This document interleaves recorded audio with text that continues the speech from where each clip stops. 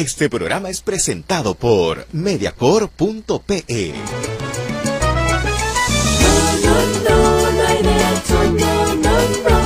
El Instituto de Defensa Legal presenta No hay derecho.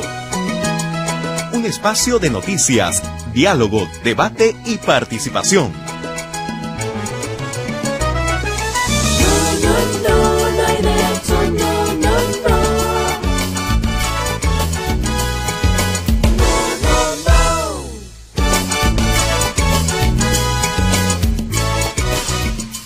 ¿Qué tal, amigos y amigas? Muy buenos días a todos y todas ustedes. Muchas gracias, como siempre, por acompañarnos. 8:02 de la mañana.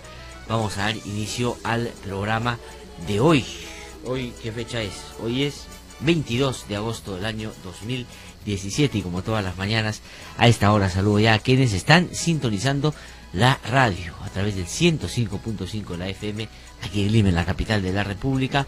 Gracias también por estarnos ya a esta hora de la mañana, seguirnos a través de algunas de las emisoras que integran la red nacional de IDL Radio y que a nivel nacional nos permiten llegar a distintas regiones para que usted pueda aproximarse a los puntos de vista, a las opiniones y a lo que se dice aquí y se comenta en el programa. Muchas gracias también a quienes nos transmiten en vivo y lo hacen de manera diferida a través de las radios, pero también de canales de televisión. Por eso nuestro interés y nuestro afán en estos tiempos es también mejorar la imagen o, digamos, el producto más visual de este programa para que pueda ser utilizado en medios de comunicación televisivos que muy amablemente nos escriben y se interesan por reproducir el programa. Nosotros, por supuesto, le damos todas las posibilidades que hay para hacerlo y les agradecemos por ese interés.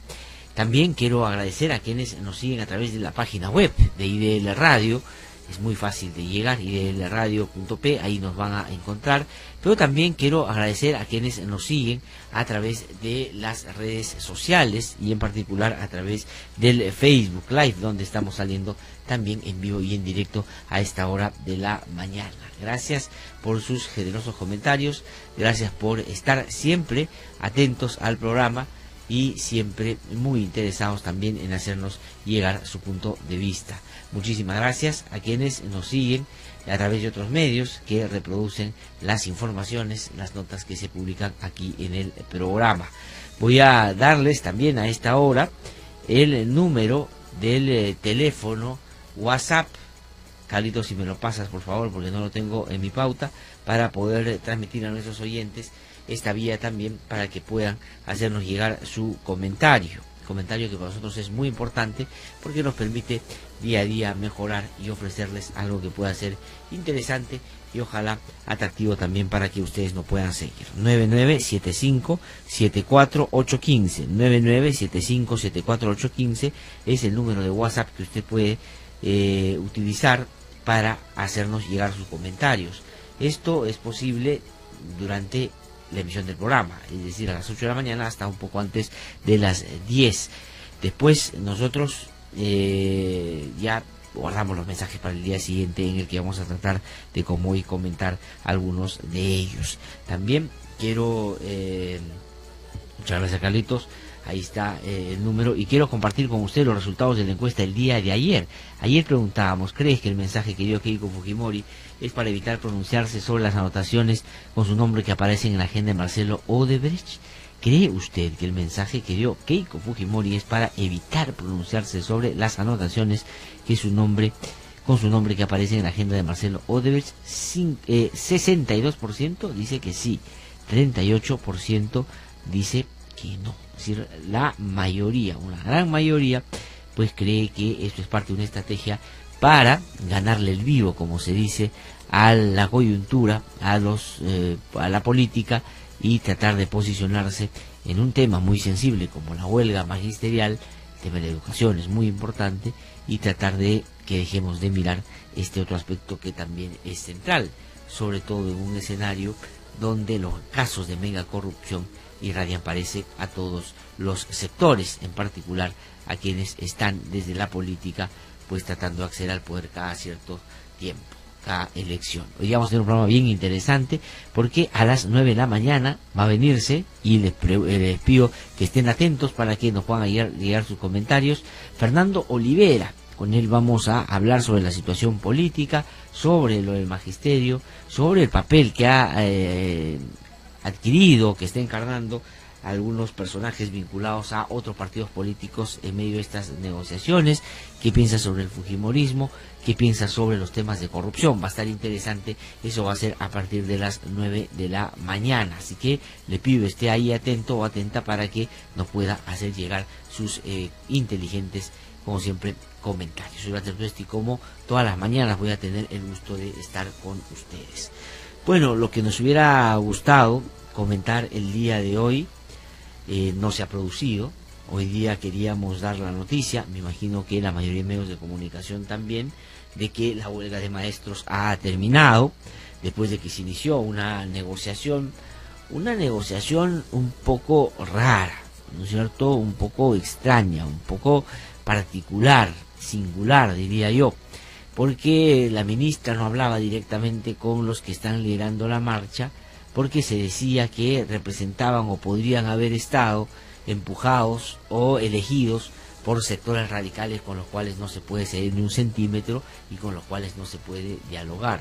Entonces era una cosa muy particular que la ministra y los funcionarios del Ministerio de Educación estaban en un piso y los profesores estaban en otro, tratando de plantear lo que consideran es justo, en tanto una demanda que debe ser atendida por el Ejecutivo. Cuando se les ha preguntado a los congresistas, a todos los congresistas que participaron, un representante por cada partido político quedó fuera de propia voluntad o por propia voluntad Fuerza Popular, y después voy a hablar por qué creo que Fuerza Popular no ha querido jugar ese partido, pues intermediaran para tratar de encontrar una solución a este problema. Se ha dicho, o lo ha dicho alguno de los que facilitó o hizo el papel de mediador, de que esto fue reproducir una metodología que es muy útil y muy común cuando se negocia, que se llama la negociación del cuarto de al lado. Es decir, hay personas que no se consideran o no pueden dialogar con otra, pero se genera espacios distintos para que las propuestas igual se puedan hacer y que éstas lleguen a ser parte de la deliberación final para llegar o no a un consenso. Y se ha dicho que esto pasó mucho en Colombia, pero esto pasó efectivamente, pero cuando negociaba el gobierno con las FARC, y la FARC era una organización terrorista, criminal, que tanto daño hizo a la región y en particular a los colombianos y colombianas. Ahora, poner o utilizar una metodología para hablar así con los profesores, pese a que algunos pueden parecer muy radicales, pueden algunos pertenecer inclusive a algunos grupos que a nosotros nos pueden generar mucha antipatía, me parece una comparación odiosa que no vale la pena hacer, porque finalmente puede exacerbar los ánimos, inclusive tratando de explicar una situación que de por sí ya es bastante compleja. Eso en torno a la metodología. Pero ¿qué ha pasado ayer? Pues los maestros han decidido no firmar los acuerdos que se dice habían ya en un, diría yo, 80 o 90% se había alcanzado. ¿Qué cosa es lo que los maestros han dicho no van a aceptar? Está vinculado al tema de la evaluación de desempeño. Pero ¿cuáles son los compromisos que ya se habían previamente adquirido y que faltaba la firma simplemente de los que estaban en ese momento dialogando? Metodologías buenas o malas, pero que se había avanzado hacia un consenso. En primer lugar, la evaluación de desempeño. El Ministerio ha ratificado que la evaluación es formativa y no punitiva. Con tal finalidad, los docentes serán capacitados antes de ser evaluados. Eso es lo que se había acordado. Como punto número 2, proyecto de ley. Los congresistas que participaron en las negociaciones, es decir, todos menos los de Fuerza Popular, se comprometía a presentar una iniciativa legislativa para modificar la Ley General de Educación. Eso no se sabe exactamente qué punto. Yo me imagino todo esto relacionado con el tema de la carrera magisterial y en particular el tema de la evaluación. El tema número 3, el presupuesto. El Minedu se compromete a realizar las gestiones correspondientes para incrementar el presupuesto del sector de educación hasta el alcance del 6% del Producto Bruto Interno. Hasta ahí estamos frente a dos temas que, por cierto, no estaban en manos del Ministerio de Educación y que requerían de la participación de otros actores. Uno, más en el Ejecutivo, con el tema presupuestal, el Ministerio de Economía y el presidente, pero por otro lado los proyectos de ley también dan cuenta de que se puede tramitar y se puede presentar, pero no necesariamente que esto vaya a ser aprobado. Es decir, el 2 y el 3 no estaban necesariamente en manos de lo que el Ministerio de Educación podía finalmente garantizar, pero se había abordado de esa manera como acuerdo. El cuarto, aumento salarial, incremento del piso salarial para docentes con tratados y nombrados será de 2.000 soles a partir de noviembre. Es decir, inicialmente era en mayo del próximo año, luego pasó a diciembre de este año y lograron conseguir que a partir de noviembre se pueda pagar, lo que termina siendo en torno a uno de los principales puntos que de reivindicación o de exigencia del magisterio, pues me parecía una buena noticia. 5. Beneficios para contratados. El Minedu financiará el pago de compensación por tiempo de servicio a los profesores contratados, así como un subsidio por luto y sepelio. También abordará a una mesa técnica la agenda pendiente con los auxiliares de educación y se aprueba la jubilación anticipada. Ese también es otro reclamo de antaño y que se ha logrado, y me parece muy importante que eso haya sucedido. El pago de la deuda social. El gobierno dispondrá de 200 millones en el 2018 para el pago de sentencias judiciales vinculadas al sector educativo, priorizando a los docentes. Esto también es muy importante. Y miren todo lo que se ha podido conseguir a través de esta huelga, que ya tiene cerca de 60 días y que, la verdad, está ya generando un problema muy serio y está también a punto de llevarnos a un hecho que sería lamentable, que se pierdan por lo menos, digamos, cientos de miles de niños, niñas y adolescentes en todo el país las clases escolares este año. Entonces consiguieron que beneficios para contratados, aumento salarial, pago de la deuda social, que se presente un proyecto de ley para revisar la la ley de educación, que el presupuesto se pueda discutir en torno a si se puede avanzar hasta el 6%. 7. Instalación de mesa técnica. Se establecerán mesas de trabajo para la revisión del diseño curricular con la participación del representante del Ministerio de Educación y de los representantes de las bases regionales del SUTEP. También es tremendo, es importantísimo, porque si la reivindicación de este sector del magisterio, que no está vinculado al CEN de Patria Roja, pues quería participar también en las discusiones sobre la currícula, el currículo, que debe incorporar inevitablemente pues asuntos más relacionados con la vida cotidiana de los maestros, ahí donde se desempeñan en condiciones, la verdad, muy adversas, y que hacen un esfuerzo notable, pero no les da para que esto termine siendo satisfactorio en sus resultados. Pero que ahora puedan participar es también importante.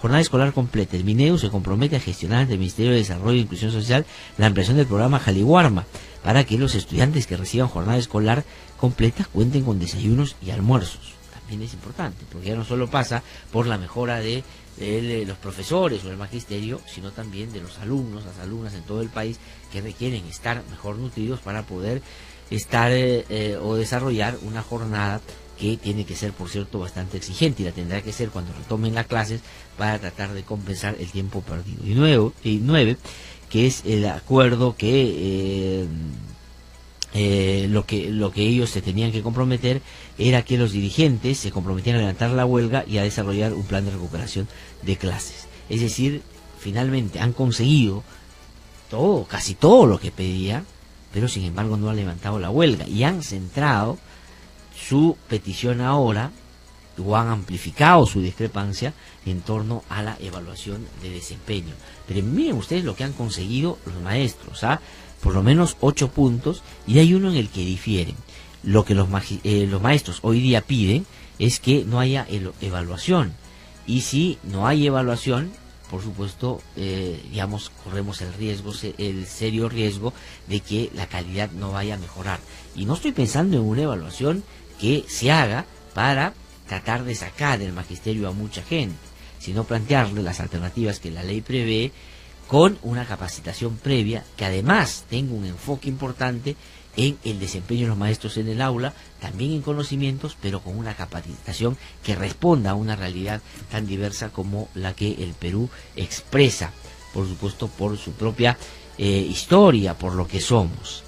y eso es lo que habían conseguido, evaluación de desempeño. Dice, el Mineduc ratifica que la evaluación es formativa y no punitiva, y con tal finalidad los docentes serán capacitados antes de ser evaluados. Ahí lo que había que discutir era qué tipo de capacitación, cómo serán capacitados, en qué tiempos las evaluaciones se podían ajustar, pero han decidido no aceptar. Es decir, han conseguido casi todo lo que pedían y se han centrado en un asunto que, claro, ya ha hecho que el Ejecutivo y que el Ministerio de Educación y que inclusive los propios negociadores y creo buena parte de la opinión pública entendamos que no es posible. Es decir, no se puede dejar de evaluar. Lo que se puede es mejorar las condiciones para que estas evaluaciones se hagan después de capacitaciones que sean consistentes, que no sean pues baja texto de internet y te tomo examen sobre eso, capacitaciones que sean más apropiadas para un país que requiere ser mirado con atención, pero respetando sus particularidades.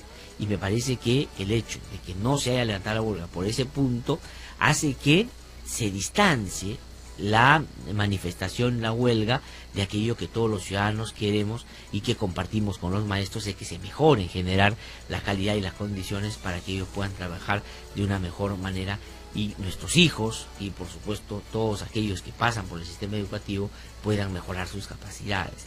Entonces me parece que ahí hay un problema que ya no tiene que ver con las reivindicaciones que todos entendamos como razonables y justas, sino con una plataforma que tal vez un sector importante del magisterio quiera que se impulse, pero que está motivado por también, ya creo, algún interés político para tratar de evitar que pueda romperse la huelga. Ayer escuché una frase interesante a Fernando Rospigliosi, que espero podamos tenerlo más adelante para conversar con él. Ustedes saben que yo tengo discrepancias muy serias y fuertes con Fernando, pero creo que en este tema la ha dado en el punto, porque dice, mucha de esta gente que participa en estas huelgas sabe cómo sacar adelante una huelga y poner en apuros y conseguir los objetivos que se plantea, pero hay una cosa que no sabe hacer, es cuándo y cómo terminar la huelga. Y esto puede empezar ya a finalmente golpear y desgastar no solo a los maestros, sino en general a todos los que han estado opinando a favor de la huelga, porque ya es un asunto que no se puede aceptar, porque se quite toda forma de evaluación. Pero ¿qué puede estar pasando? ¿Qué cosa es lo que puede a estas alturas estar sucediendo? Y ahí hay que centrarnos en algunas cosas que quedan, por supuesto, ya claramente establecidas y no deberían ser parte ya de duda alguna. La primera, que tiene que ver con el reclamo legítimo de los maestros y maestras. Creo que a estas alturas nadie debería discrepar en torno a ese asunto, en todo lo que planteaban, inclusive en el tema de las evaluaciones, pero no al punto que ellos quieren que desaparezcan, sino de que éstas puedan mejorarse para que justamente la calidad de lo que nuestros hijos e hijas reciben sea suficiente para tratar de competir en un mundo además que es muy complicado y muy complejo, y si no estamos a la altura de lo que nos plantean las circunstancias, pues podemos quedarnos rezagados. Y la educación es lo único que nos puede hacer un mejor país, sin lugar a dudas. Los maestros y sus demandas están totalmente legitimados. Por supuesto que no son terroristas. Ayer el ministro del Interior, pues en el Congreso de la República, está muy ofuscado, y lo que trató de demostrar es que dentro del magisterio hay algunos sectores vinculados a Sendero Luminoso y a los grupos anexos o a los grupos vinculados a Sendero Luminoso que pretenden meterse a los sindicatos, y dijo que esto viene de antaño y que ellos tenían información de hace ya por lo menos 2 o 3 meses que esto estaba sucediendo, y que el alerta de que estos dirigentes representan de manera muy concreta y están muy vinculados a los intereses que esas personas violentistas tienen y quieren sacar adelante como una plataforma, ya no digamos como la que en los 80 o en parte de los 90 impulsaban a través del uso de las armas para traerse abajo al poder establecido y ellos tomar el poder.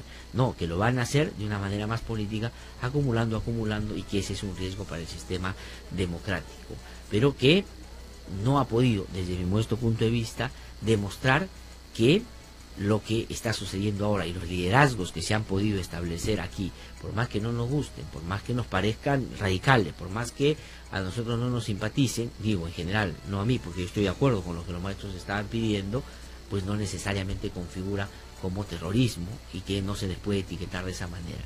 El ministro tratando de, si uno quiere, mitigar o disimular o amortiguar o alivianar lo que antes había dicho en torno a los maestros. Dijo que nunca los ha calificado terroristas.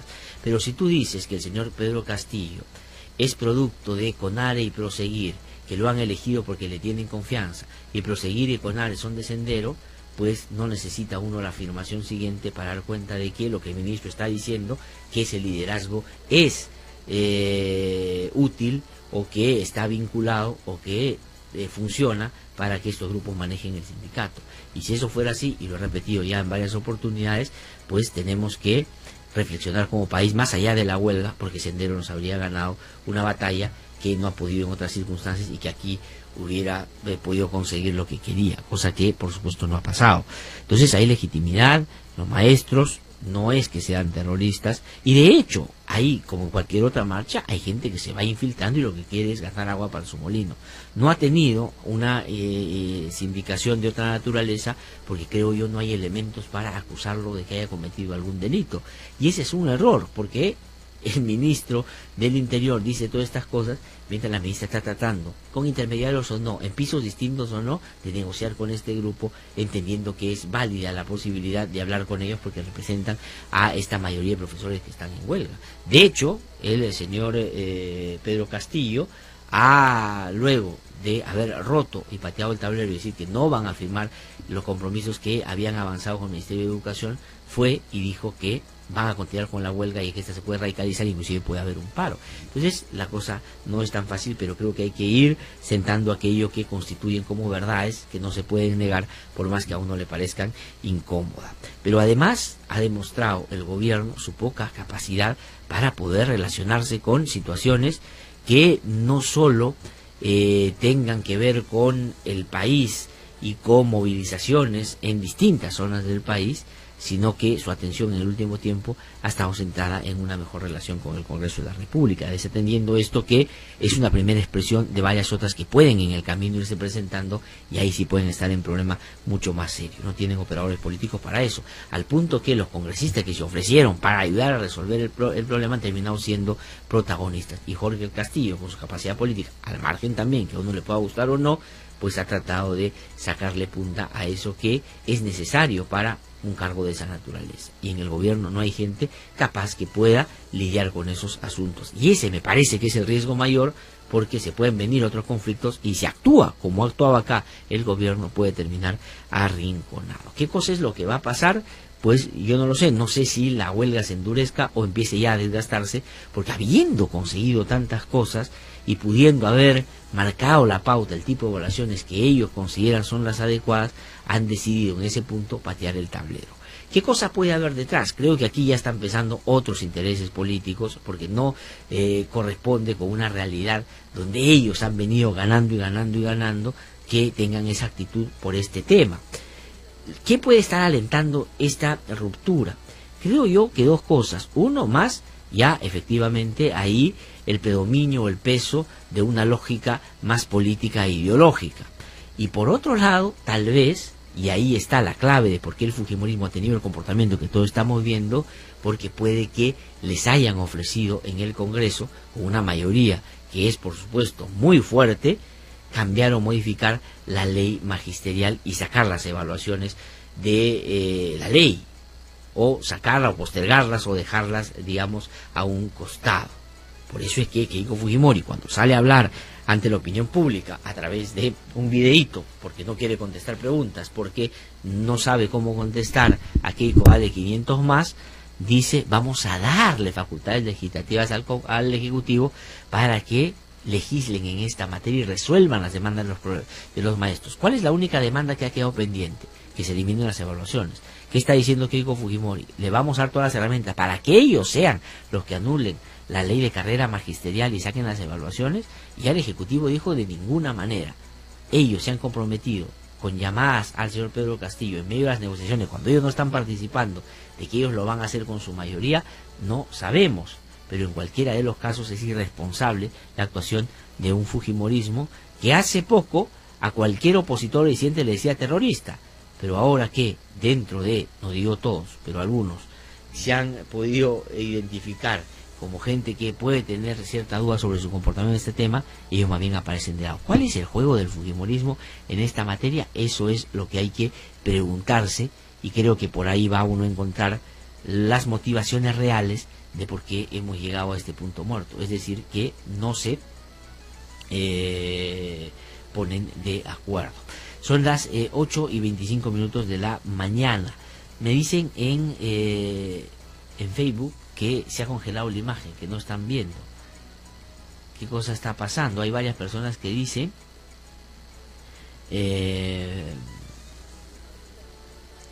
bueno, voy a comentar voy a reseñar y comentar algunas de las cosas que nos ponen nuestros oyentes a través del Facebook.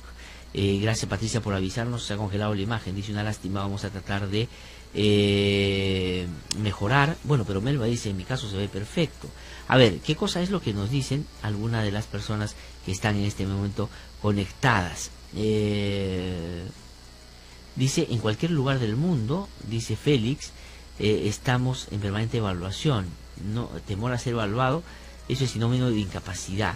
Pero también otra oyente, que es Gladys, me dice, y no sé por qué se me ha puesto así la pantalla, pero la verdad no puedo ver todos los comentarios, habla de que ellos no es que tengan miedo a ser evaluados, de lo que se trata es de que las evaluaciones respondan a las necesidades concretas para que la calidad educativa mejore, y que éstas sean para eso y no para sacar a gente del magisterio. Y yo estoy convencido y estoy totalmente de acuerdo con eso, pero esta era la oportunidad que creo yo no se va a repetir, de que los maestros podrían poner ese tipo de consideraciones para que el Ministerio de Educación los tomara en cuenta.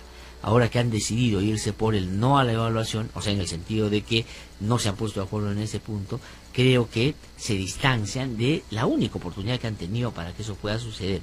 Y si los fujimoristas les han ofrecido una cosa distinta, pues la verdad, creo yo, pueden terminar en medio de una frustración mayor. Entonces, el fujimorismo sigue en su lógica de, a través de terceros, debilitar al gobierno, bajo la idea y la lógica de radicalizarse más, pensando en que eso los va a posicionar mejor, porque la idea que ellos tienen es que en los últimos tiempos han perdido porque se han ayornado, o se han tratado de civilizar o democratizar, por decirlo de alguna manera, en términos políticos. Y ahora han entrado por la dura, por eso es que tienen vínculos muy fuertes con sectores fundamentalistas, muy conservadores, quieren encontrar al gobierno a través de los sindicatos y las movilizaciones, pero sin aparecer ellos como los principales promotores, sino más bien los que mantienen distancia, pero sabemos todos pueden estar detrás. Son las 8:28 de la mañana, vamos a ir a una pausa breve, vamos a tratar de corregir los problemas que tenemos en este momento en el Facebook, y vamos a regresar para conversar con nuestros invitados. Tenemos un programa bien interesante el día de hoy. Así que voy a una pausa, regreso con nuestro recorrido por las regiones, luego empezamos con las entrevistas y les contamos, o vamos a hablar sobre algunos temas que esperemos ser de su interés, y que ustedes nos puedan también enviar algunos comentarios, algunas preguntas para nuestros invitados. Así que ya regreso.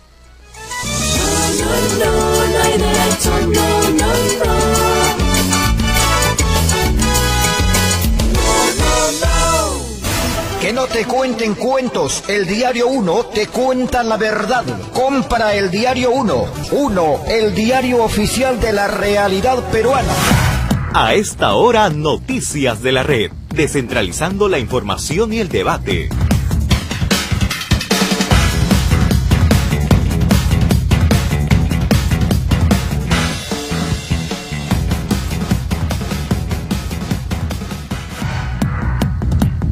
Son las 8:30 de la mañana, estamos aquí en No Hay Derecho y vamos a hacer nuestro recorrido por las regiones esta mañana y vamos a iniciarlo en Piura. Ahí Evaristo Chung está ya con información. Evaristo, ¿cómo estás? Muy buenos días.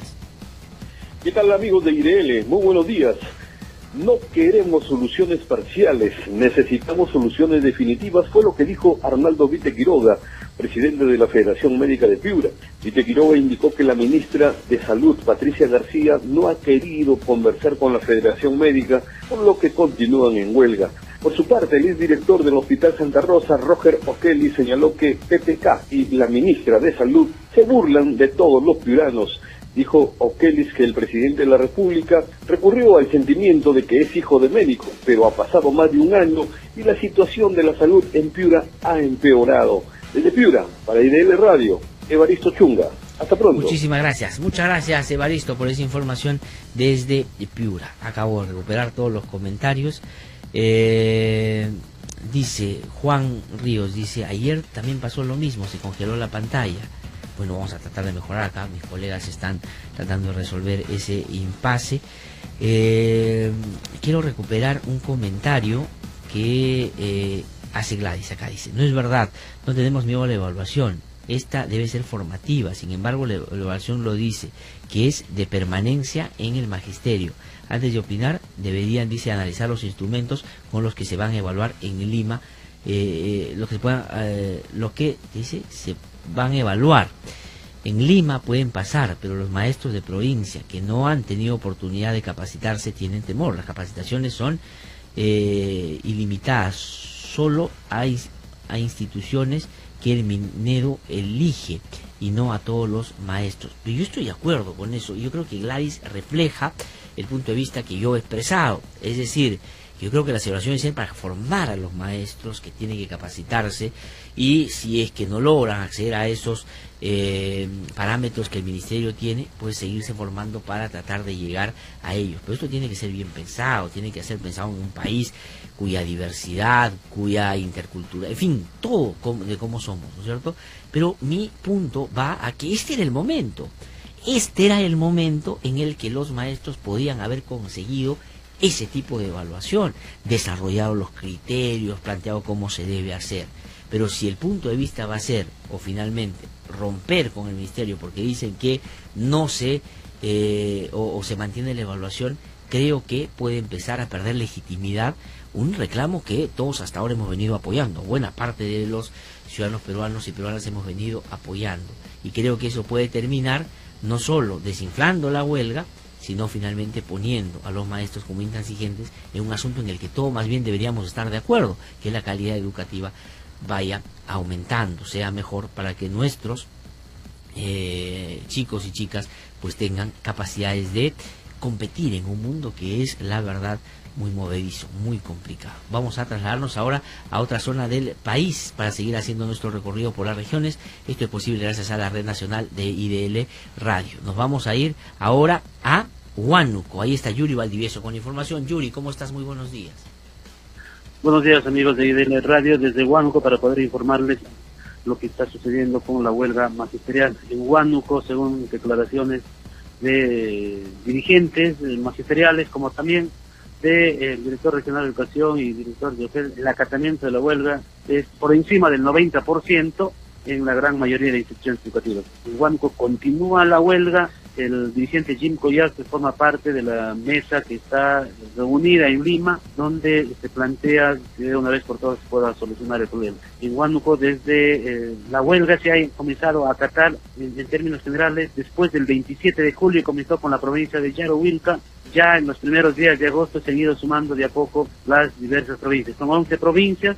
En las 11 provincias el acatamiento de la huelga es casi total, uno que otro profesor no acata la huelga, pero en términos generales este es el panorama. Es el informe desde Huánuco para IDL Radio. Muchísimas gracias, Yuri, por esa información. Luis nos dice, en el tema de las evaluaciones, a los maestros, la decisión debe tomar en cuenta los intereses de los niños y jóvenes, o sea, el futuro del país. Una salida para los que no logren aprobar o pasen a ser auxiliares de educación. Ahí está, se puede discutir, pero este era el momento, no era el momento de la ruptura. Y creo que ahí podían haber pauteado el tipo de evaluación que se requiere y encontrado un elemento sustantivo para que sus propias capacidades se fortalezcan y con eso la calidad mejore. Jorge dice, tanto fujimoristas como ultraprosenderistas están tratando de aprovechar la situación, muy mal manejo político del problema. Yo coincido plenamente con eso, y no estoy diciendo, por supuesto, nunca lo diré, que los maestros en general son pues gente que se ha vuelto de un día para otra insana o loca y está saliendo a protestar por gusto. Las condiciones en las que trabajan, ya quisiera que muchos de los que hablan de educación acá se fueran a ver o a trabajar en las situaciones que muchos valientes maestros y maestras y abnegados maestros y maestras, y les habla un hijo de maestro de provincia, pues hacen para salir adelante. Son las 8:35. Vamos a irnos y terminar nuestro recorrido rapidito. ¿En dónde? Nos vamos a ir en Ancash. Ahí se encuentra en Casma Aldo Mesa con la información. Aldo, ¿cómo estás? Muy buenos días. Saludos amigos de IDL Radio. Informarles que este 29 de agosto a las 3 de la tarde se dará inicio a la primera audiencia del juicio oral que se sigue por el caso del asesinato del ex consejero regional Ezequiel Nolasco Campos. Los principales investigados son el expresidente regional César Álvarez Aguilar, contra quien el Ministerio Público pide 35 años de cárcel, y contra Luis Arroyo Rojas, el exalcalde de la provincia del Santa, contra quien el Ministerio Público pide 32 años. Informar que es la Sala Penal Nacional A quien está a cargo de este proceso, que tiene a los familiares de Ezequiel Nolasco exigiendo justicia y que no se genere ningún hecho que pueda entorpecer el proceso del mismo. Desde Casma, informando más adelante en los estudios de la radio. Muchísimas gracias, Aldo, por esa información desde Casma, en la región Ancash. 8:36 de la mañana. Voy a una pequeña pausa y regreso en un instante para conversar con la congresista Tania Pariona. Ella participó en esta intermediación que hicieron representantes del Congreso para tratar de abordar o llegar a una salida y que esta huelga de una vez se termine. Avanzaron, digamos, un porcentaje muy importante, pero esta se entrampó y finalmente no hay retorno a las clases. Así que ya regreso, pero en un breve momento.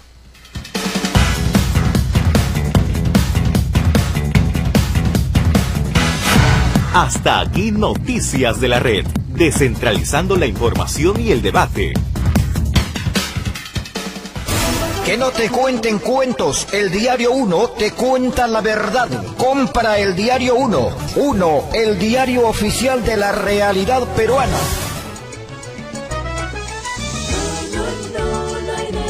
A ver, ¿qué desean, mamitas? Doctor, mire cómo está mi hermana. Ay, mire cómo me ha pegado mi esposo. Venimos de la comisaría, doctor.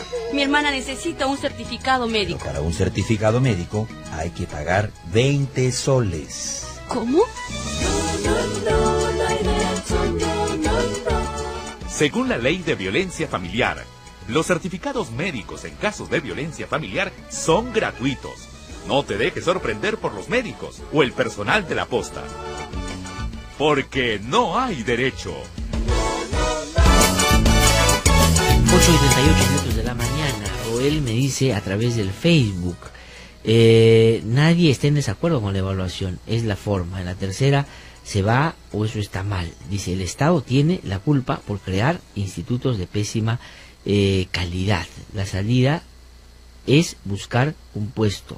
Podría ser el de auxiliar, pero ahí también entramos a otro tema que es muy importante y tiene que ver con mejorar efectivamente la calidad de la educación en los institutos y en las universidades, y desde ahí fortalecer capacidades que deben ser complementadas por un Estado más atento para que sus maestros siempre estén en permanente formación, pero claro, no con el miedo de que los van a votar, sino que va esto a significar también una mejora en su prestigio. Es bien interesante lo que nuestros oyentes andan diciendo por el Facebook. 8:38 de la mañana.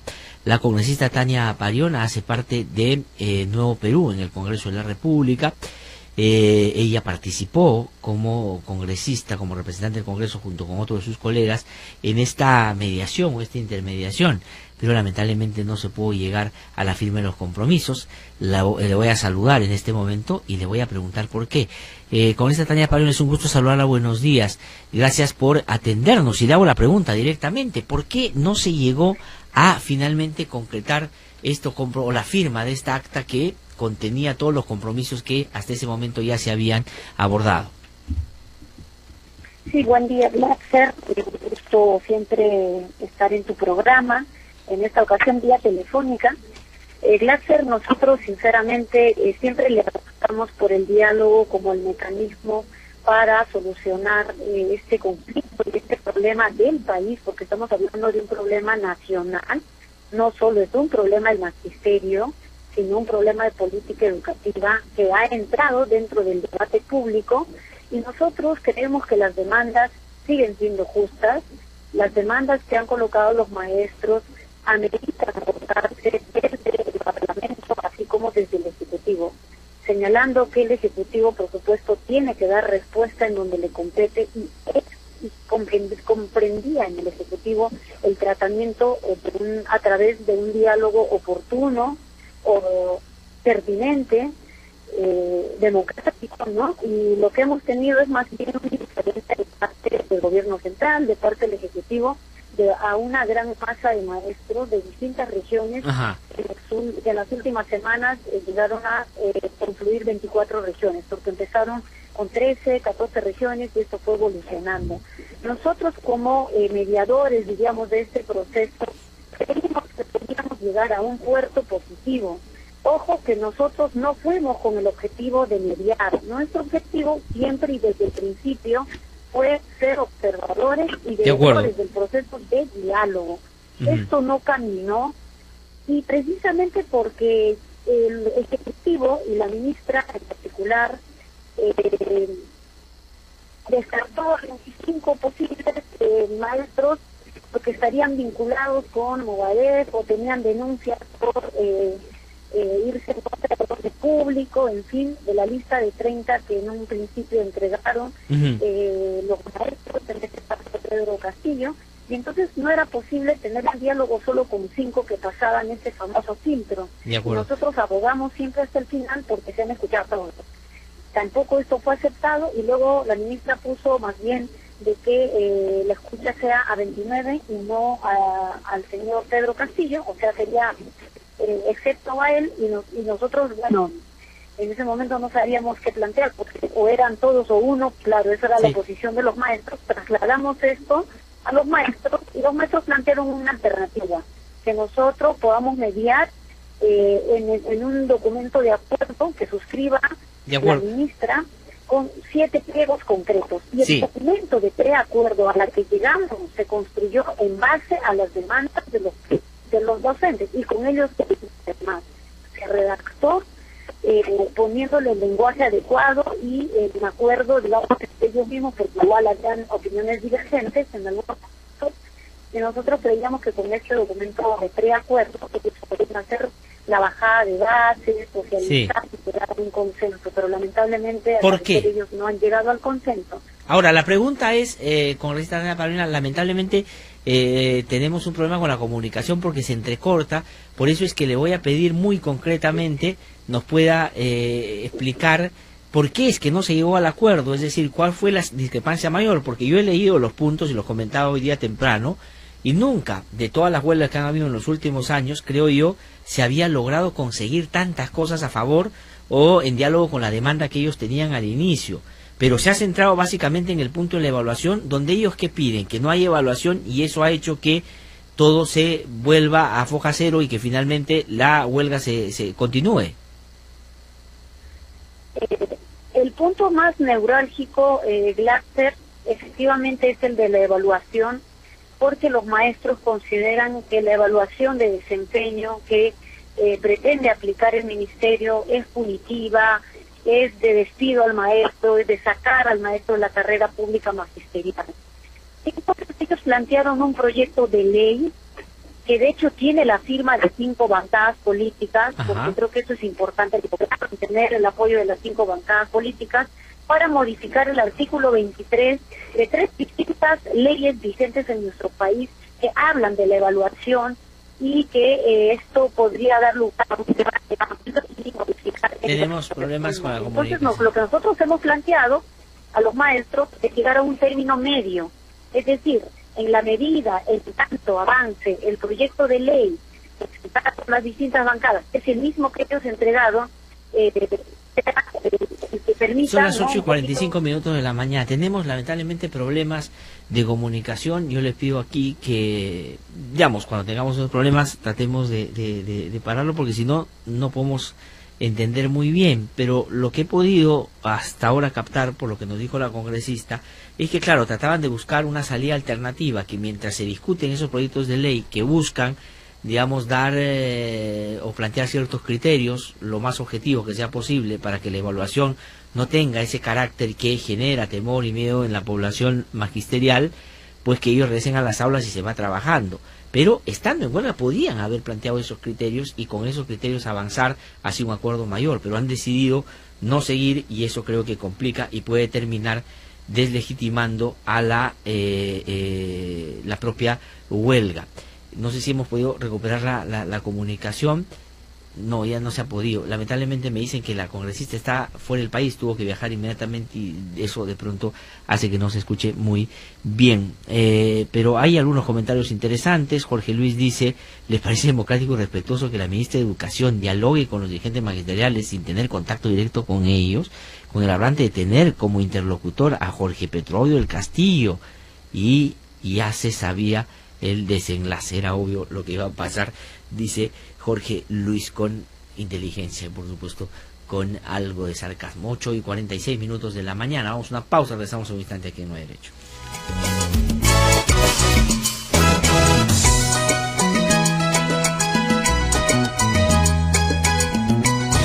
Caramba, ¿por qué tan contenta, señora Sandra? Hoy sí me hacen justicia. Van a sancionar al vocal de esta sala. Bien hecho. Ya se comprobó que sí hubo acoso sexual contra mi hija Patti. Por abusivo y mañoso, merece que lo destituyan. Y todavía trabaja como funcionario de hacer justicia en el país. ¿Qué tal, raza? A buena hora me animé a denunciarlo. Si los ciudadanos denunciamos los malos actos, todos los funcionarios corruptos estarán con sus días contados. Porque no hay derecho.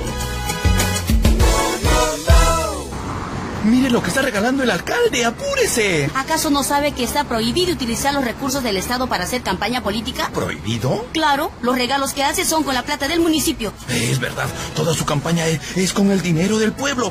El engaño, el robo y la malversación a los fondos del Estado es un delito y puede ser penado hasta con 8 años de prisión. Denuncia a los que cometen este delito. No formes parte de la corrupción.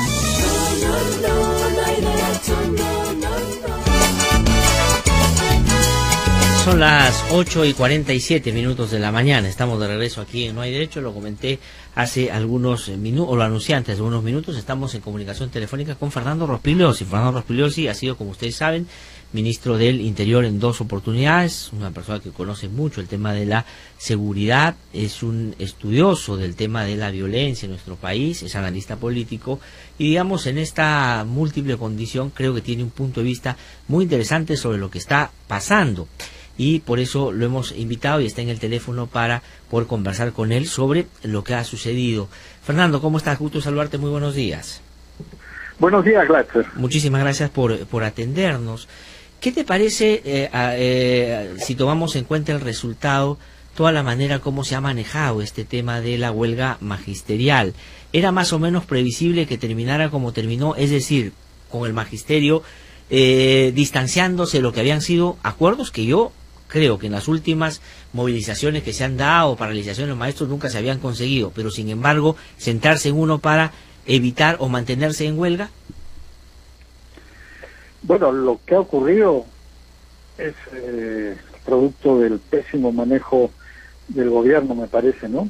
Desde el principio esta huelga magisterial ha sido muy mal tratada. Recordemos que empezó hace más de 2 meses en el Cusco y el gobierno no previó, no se dio cuenta de que esto podía extenderse como realmente ocurrió, o sea, no tenían idea de lo que...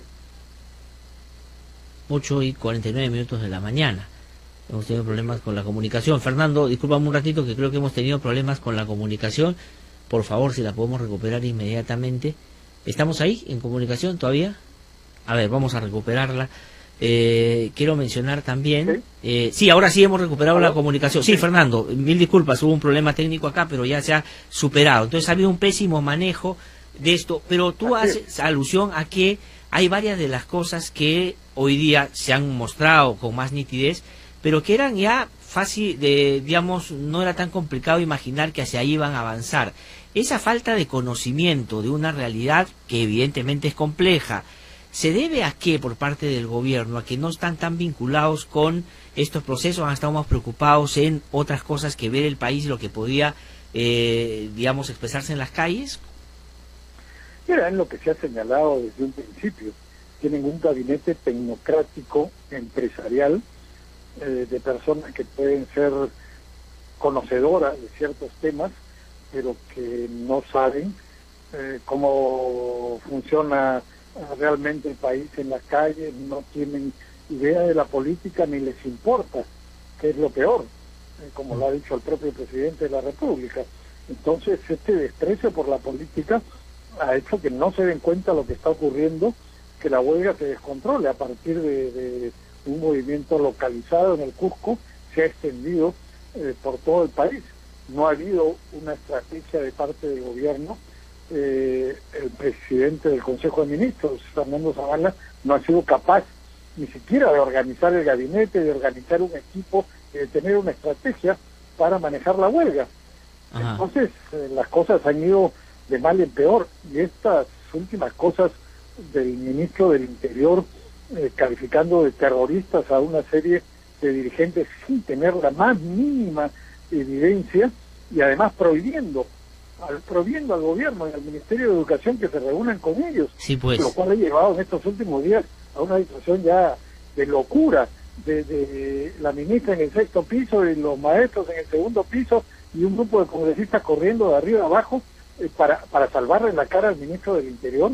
Es una cosa absurda, y eso ha sido motivo o pretexto, como uno quiere interpretarlo, para que cierto sector de la dirigencia, no los quieren recibir, entonces seguimos con la huelga, nos están maltratando. Claro, esa parte ya, digamos, es como el ABC de la política. Espacio que se deja vacío se llena, y ellos están haciendo lo que evidentemente querían hacer, que era política para tratar de, digamos, conseguir sus objetivos, que tienen que ver con demanda magisterial, pero tienen que ver también con demandas políticas. O sea, eso es evidente. Pero quería preguntarte, porque el lunes comenté en extenso el artículo que escribiste el fin de semana sobre esto que has dicho tú, terminó siendo una especie de estado policiaco, de hacer de esto un estado policial, en el sentido de abdicar a la política para meterse con el miedo de la persecución a los terroristas.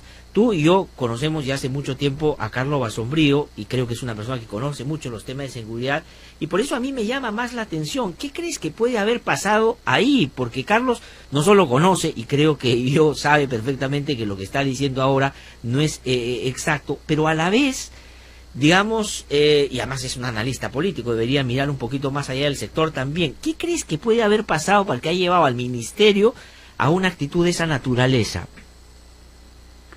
Bueno, ya eso es cuestión de interpretación, ¿no? Sí, pero por los hechos, digamos, ¿qué puede? La necesidad de que no han podido en el sector de educación, y él dijo, aquí vamos a alertar de esto y vamos a generar que un sentido común amplio en la población en contra del terrorismo, y eso puede desinflar la huelga. ¿Qué puede haber pasado?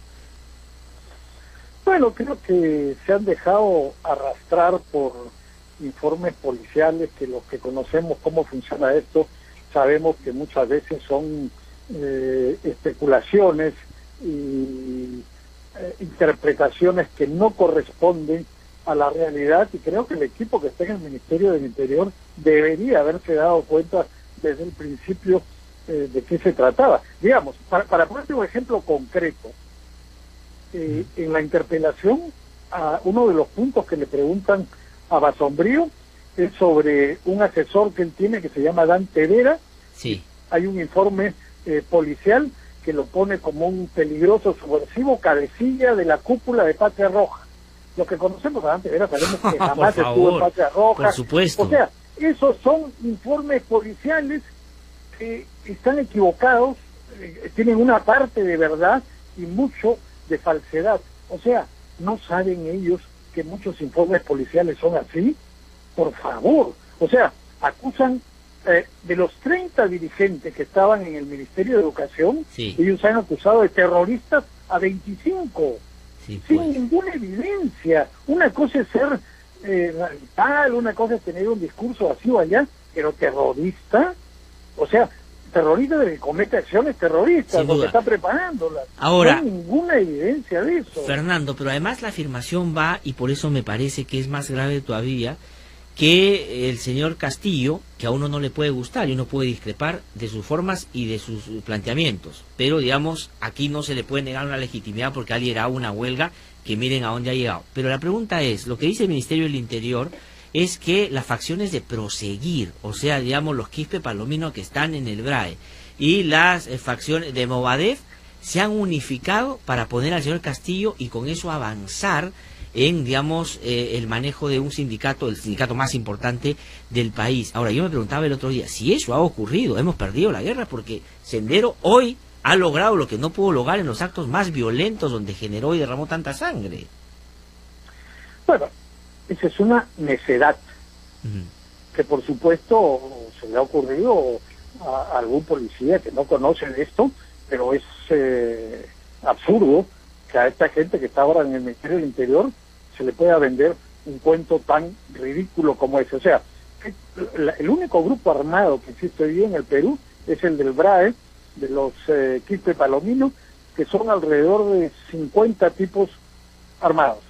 Eso es, que no tienen influencia política en el país. Y ahora resulta que este grupo tiene una enorme influencia política en el magisterio, que se une con otro grupo que no está realizando acciones terroristas, pero sobre el cual se tejen una serie de hipótesis que no tienen ningún asidero en la realidad.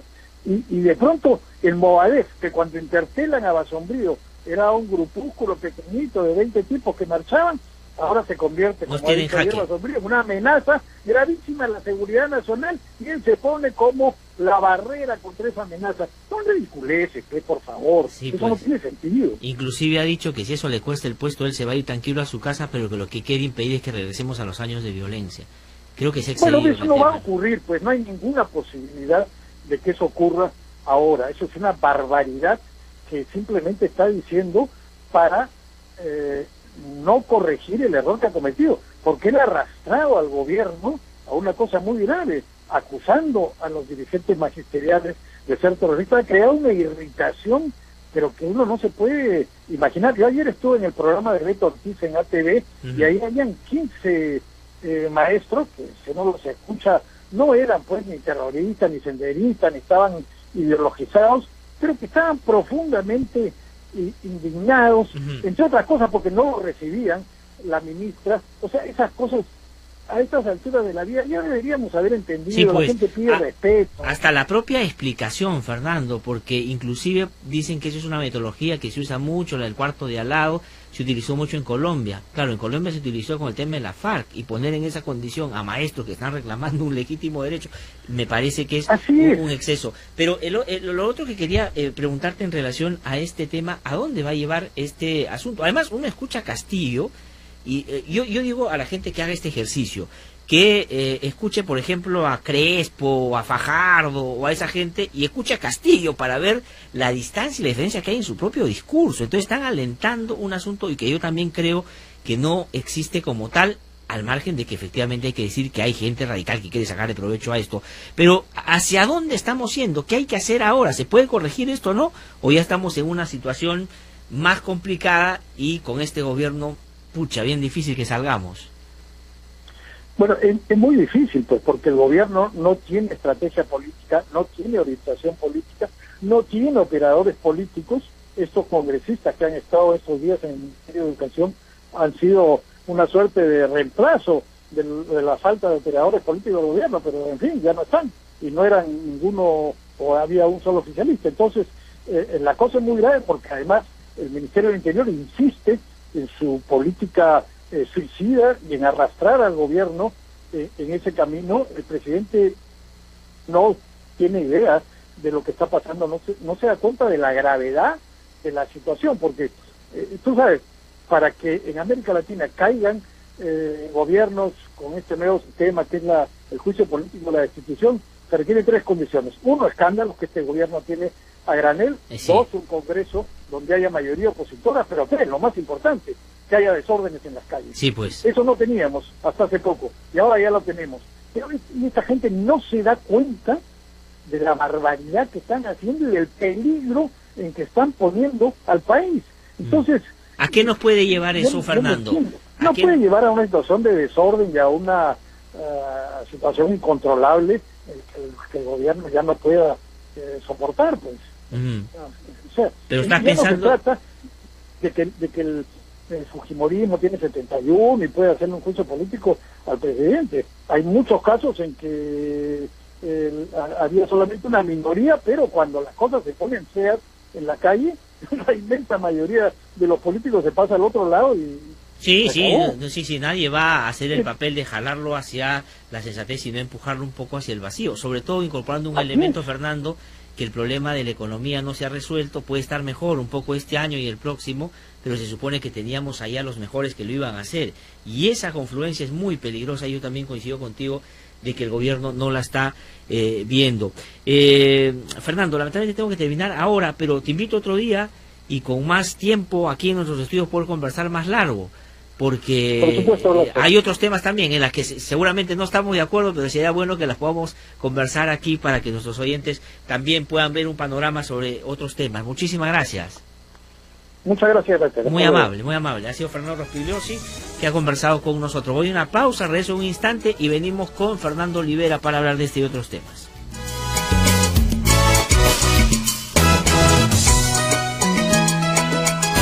Que no te cuenten cuentos, el Diario 1 te cuenta la verdad. Compra el Diario 1. 1, el diario oficial de la realidad peruana. Este programa es presentado por Mediacore.pe. La mejor música e información la puedes encontrar en el portal sanborja.com y también en las redes sociales.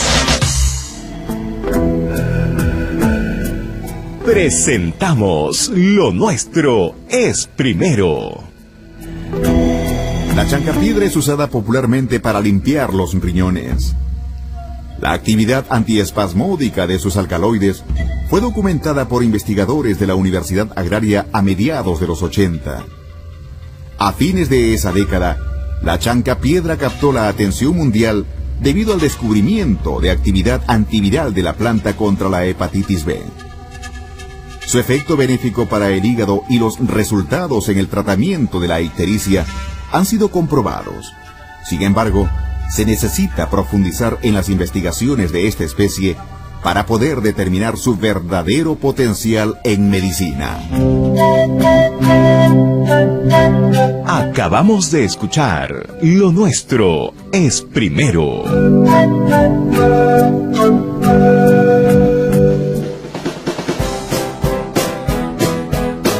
Curiosidades. ¿Sabías que el acto de aplaudir es contagioso? Según un estudio realizado en Suecia, expresa que el aplauso es contagioso y la duración de una ovación depende del número de espectadores. Si solo un número pequeño de personas empieza a aplaudir, puede extenderse por todo el grupo. Y basta que uno o dos individuos decidan dejar de aplaudir de forma continua, el aplauso se apagará.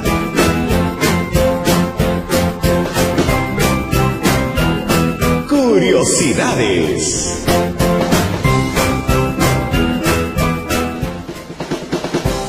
Curiosidades. ¿Sabías que hay más bacterias en un teclado que en el inodoro? Sí, la cantidad de bacterias y hongos por centímetro cuadrado que se encuentran en un teclado de uso diario puede superar las que aparecen en el asiento de un inodoro.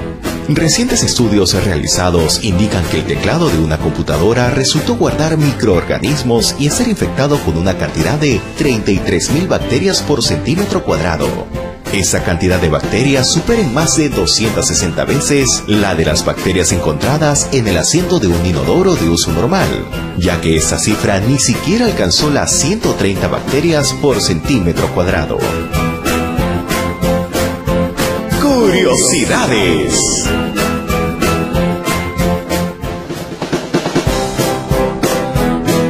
Curiosidades.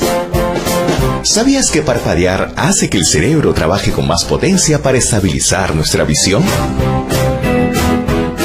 Un estudio reciente dice que cuando parpadeamos, nuestro cerebro trabaja con mayor potencia para mantener nuestra vista estable. Además, limpia y mantiene hidratados nuestros ojos. Curiosidades.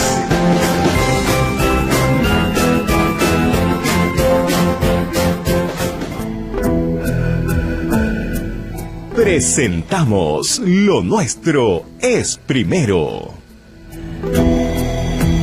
El aguaymanto es una planta arbustiva de origen peruano. Se conocen más de 50 especies en estado silvestre. sobre todo en la zona de la sierra esteparia y en la ceja de selva de nuestro país.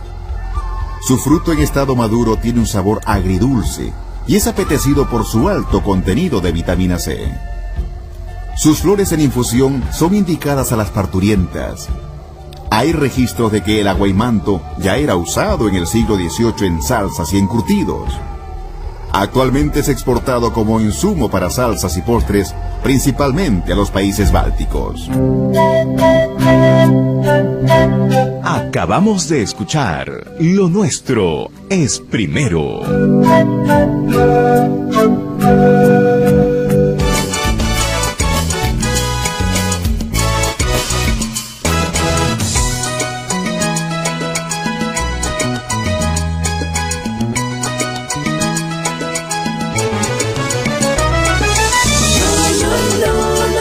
Y 6 minutos de la mañana, estamos de vuelta aquí en No Hay Derecho. Lo anuncié antes de irme a la pausa y temprano también cuando hacía los comentarios del día. Está ya aquí en nuestros estudios Fernando Olivera.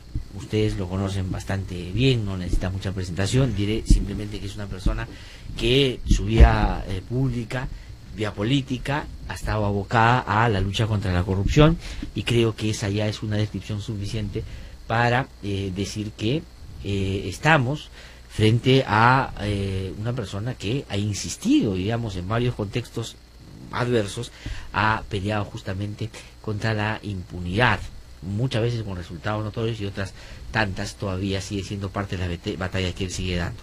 Señor Fernando Olivera, gusto saludarlo, buenos días. Gracias por venir esta mañana. Muy buenos días, Glaxer. Gracias por la oportunidad que me das de poder comunicar nuestro pensamiento en estas horas difíciles, en estas horas de crisis nacional que vivimos, de crisis social, de crisis política, por responsabilidad primera de un gobierno que no gobierna, o mejor dicho, del gobierno de los lobbies, porque los lobbies son los que nos están gobernando y vemos cómo continúan permanentemente ejecutando sus intereses subalternos y postergando el derecho de las grandes mayorías nacionales, como es la causa del magisterio. Ya, pónganos ejemplos de lo primero, es decir, cómo se está expresando en el gobierno de Pablo Kuczynski no solo la vinculación, sino esta gestión a favor de intereses que son minoritarios en nuestro país, ¿no? Mire usted las normas que recientemente han dado y de las cuales nadie habla. El que llaman el ministro estrella ahora, al que ciertos sectores dicen que hay que clonarlo, acaba de firmar una adenda para ampliar la línea 2 del metro, el contrato de la línea 2 del metro. Ese contrato que el presidente de la República, Kuczynski, cuando era candidato, lo tildó de ser más caro que la construcción del Canal de Panamá. De verdad. Y que el propio Contralor de la República en su momento señaló que había una sobrevaluación ya establecida, inclusive con responsabilidad penal, y que mereció la ira y la pataleta del presidente Kuczynski, que amenazó a la Contraloría como institución, diciendo que estaba trabando los grandes proyectos. Sin embargo, acaban de firmar una adenda. ¿Por qué? ¿Por qué ha cambiado de opinión? Es decir, igual que con los patrulleros, que se cuestionaron originalmente y la sobrevaluación, al final aceptaron todo. Están en las calles ahora, ¿no? ¿Y en qué condiciones? Sí. ¿En qué condiciones? Y continúan con ese gran negociado, yo ya calificaría, de la llamada modernización de la refinería de Talara por más de 5.300 millones de dólares, donde acaban de endeudar al Perú por más de 3.000 millones de dólares. 3.000 millones de dólares para un proyecto que ya sobrevaluado, fue contratado en forma direccionada durante el gobierno de García, que ahora tiene la cara de hablar de la refinería de Talara, cuando ahí están las evidencias de cómo se bajó los puntajes a una empresa japonesa para dirigirla a Técnicas Reunidas, la empresa española, y cómo se cambió inclusive al responsable del proyecto para poner a uno que no sabía nada, pero que respondía a los intereses de Alan García y de Cornejo. Allí están las evidencias. Y nosotros vamos a presentar el caso en pocos días. Y continúa esta maquinaria lobista. Ahora, esta maquinaria de impunidad. Ahora, ¿pero por qué? Y en donde, sí. perdona, Glaxer, ha quedado inclusive consagrado ya en la entrevista memorable del presidente Kuczynski hace pocos días con Milagros Leivas, donde decía que le da pena la situación de Marcelo Odebrecht. Pena debería sentir por los maestros apaleados, por los maestros gaseados, por los maestros postergados, y que además son agraviados por su ministro del Interior al llamarlos terroristas, al darle además la calificación más grave, más repudiable para un demócrata, más vil para descalificar una causa social. Dirá que no lo ha dicho, pero que con su limitada inteligencia le está haciendo el juego a los sectores extremistas que están jugando en pared con Sendero Luminoso, y que si los hay, él tiene el deber de probarlo. Claro. Y no lo ha probado. Eso quería preguntarle para entrar al tema de la huelga magisterial, diferenciando un poco los planos. Usted, por lo que dijo al comienzo, señor Fernando Olivera, plantea que el reclamo era legítimo. Los maestros están, digamos, en una huelga que yo creo mayoritariamente... La causa del magisterio es mi causa. Ya, de acuerdo. Es causa de los peruanos. Pero, ¿por qué hemos llegado a la situación en la que hemos llegado? Es decir, ¿por qué y no es causa, y no es causa de los enemigos del Perú. Y los enemigos del Perú son los terroristas, son Sendero Luminoso, MRTA, es Movadef y es todos aquellos que estén haciéndole el juego. O sea, pero digamos, justamente por eso hacerle propaganda al Movadef y a Sendero diciendo que manejan esto es tal vez lo que ellos nunca hubieran esperado. Es una torpeza, ¿no? Es realmente, se ha convertido en caja de resonancia. Es aliado, ha jugado como aliado. Le ha dado además un protagonismo que no corresponde. Mire, quien conoce el sector, y yo he estado apoyando al magisterio y sus causas justas desde siempre. Yo recuerdo la época del primer gobierno aprista. Ahora sale del Castillo, por supuesto, cuando él era prefecto y apaleaba y encarcelaba en seguridad del Estado a los maestros, ¿no? Ahora hablan de calidad de la educación, pero no fue en su gobierno, en el gobierno de García, con Mercedes Cabanillas, que entraron una serie de militantes de su partido sin ni siquiera tener ninguna calificación, y ahora habla de calidad de la educación. Pero en fin. Ahora, pero justamente pero quiero tomar ese punto porque pero a lo que quería ir, perdona, la intención de querer infiltrar la dirigencia del magisterio por parte de Sendero Luminoso no es nueva. Yo recuerdo, porque yo he estado en las marchas, he estado luego ahí en las deliberaciones, había un sector extremista que siempre quería justamente como están llegar, en otros sectores, ¿no? También. Pero por eso no es nuevo, pero quien lo ha elevado a una potencia de protagonismo que no tiene, y asignando además responsabilidades, acusaciones y militancias a quien no le ha aprobado, es el ministro del Interior. Pero ha dicho que él está advirtiendo de un riesgo de que podemos regresar a la década de los 80 y que si a él le cuesta el cargo, se irá tranquilo por haber defendido. Pero yo le quiero decir algo más, quiero decir algo más, Glaxer. Ayer el ministro del Interior ha faltado la verdad en un tema. ¿En qué? Categórico. Cuando dice que él no puede dar la información porque la ley lo manda.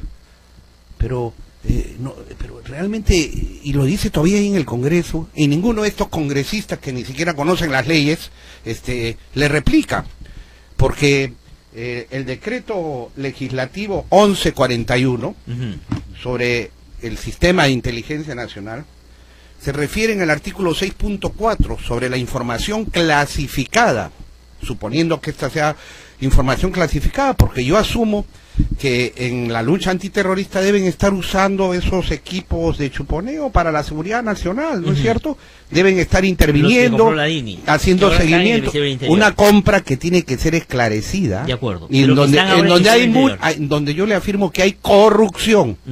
Y no se va a imaginar usted, ya saldrá con el tiempo, verá a los protagonistas. Ya, pero digamos, hay esos equipos y deberían estar siendo usados para estos fines. El artículo 6.4 del decreto legislativo 1141 dice que cualquier ciudadano, invocando el interés nacional o el público, puede solicitar inclusive esa información, y que merituando esa solicitud, lo puede autorizar el gobierno con una opinión previa del director de Inteligencia Nacional y del director del sector de inteligencia que corresponde, mediante decreto supremo. O sea, sí se puede. Y yo creo que semejantes imputaciones sobre que está conducida la huelga del magisterio por Sendero Luminoso a través del Movadef pues sí lo merecen. Ajá. No vale que se queden ahí en el camino las dudas y que simplemente se esté asignando un protagonismo a quien no lo tiene. Ya, de acuerdo. Porque esta causa, el magisterio, es una causa de todos, ya, de todos los peruanos. Pero le digo algo más. Le digo algo más. Él dijo, no, tiene que haber pedido judicial.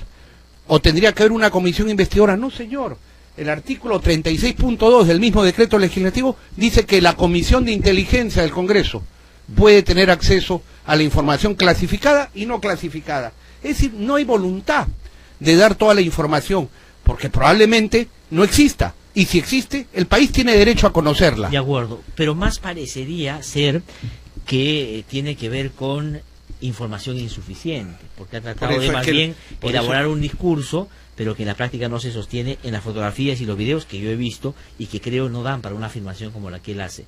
Porque en este momento lo que él ha insinuado, no ha insinuado, ha dicho claramente, es que el señor Castillo es el resultado o el producto del reagrupamiento de Sendero Luminoso en sus salas Proseguir y Movadef. Y la verdad, usted que está en la política hace tanto tiempo, yo le escucho al señor Castillo, puede no gustarme algunas cosas que dice, pero no lo veo como vocero representante de ese sector. ¿Usted sí? Bueno, lo que dice el ministro del Interior son afirmaciones. Probablemente haya habido una reunión, que eso sí la pueden haber detectado, sí. Pero de ahí a hacer el salto de asignarle la representatividad de dos sectores, que dicho sea, hay un especialista en temas de terrorismo y narcotráfico, Antesana, ¿no?, que señala que Proseguir no tiene ya esa existencia y ese protagonismo, que se le asigna, ¿no? Pero lo que hoy es en términos políticos, ¿cuánto ha dificultado eso la posibilidad? Cuesta mucho trabajo creer que alguien que está en Chota, ¿no?, que es rondero, ¿no?, y que tiene una serie de referencias al contrario, los ronderos impidieron la entrada del terrorismo allí en Cajamarca, y allí donde se organizaron fue la mejor respuesta popular contra el terrorismo demencial de Sendero Luminoso, y sin embargo se hace este tipo de afirmaciones, pero que en el fondo, yo vuelvo a la posición inicial, aquí necesitamos un gobierno que gobierne, no un presidente que esté en su burbuja, ¿no?, dominado por los lobbies, no un primer ministro comprobadamente mentiroso y que debería haber salido inmediatamente después del caso Chincheros, porque tuvo un conflicto de intereses. Mientras su hermana estaba en Andino Investment y en Kunturhuasi, él siguió interviniendo y no le dijo nada ni siquiera al ministro del sector, tal como consta en documentos audiovisuales. Pero como le digo, y que además trata de marcar distancia de la situación económica, como que Torne fuera otro, que no resuelve nada, simplemente está preocupado de sus temas de lobbies y de cómo sacar adelante sus proyectos. Pero entonces, ¿por qué el presidente de la República lo tiene jugando dos papeles importantes, ministro de Economía y primer ministro? ¿Por qué le cuesta al presidente darse cuenta de todo lo que está pasando y que necesita un manejo político, ojalá un poco más eficiente? Yo sinceramente, si quieres que te hable con franqueza. Sí, por favor. A Kuczynski le ha quedado grande el cargo, más allá de la edad, que yo supongo que cuando yo lo veo en las entrevistas, está más o menos bien en algunos temas, pero una cosa es ser ministro y otra cosa es ser presidente, y una cosa es gobernar en función del interés nacional y otra cosa es gobernar en función de los intereses privados. O se negocia o se gobierna, y ese límite no lo tiene muy claro. Y cuando aquí nosotros tenemos que gobernar, estamos hablando de resolver los problemas pendientes. Mire usted, en el caso del magisterio. Sí, a ver, ¿hacia dónde vamos? ¿Qué le ha parecido el desempeño, por ejemplo, de la ministra y de cómo esto ha terminado desbordando hasta que el propio presidente se ha reunido con los dirigentes? Y sobre todo, señor Olivera, ¿a dónde vamos a ir? Porque la huelga se mantiene, porque ayer finalmente no han llegado a un acuerdo. Mire, yo, si le dijera en realidad a dónde vamos a ir, yo quisiera ir a una consulta popular, de preguntarle al pueblo un adelanto de elecciones generales, que incluya al Congreso y que incluya al presidente. Esto no puede continuar así. Ahora, pero eso para mí sería, porque en una democracia el pueblo decide. Pero no es viable en términos constitucionales, no es posible que haga una consulta popular. Bueno, yo no sé qué vamos a esperar, un desborde popular.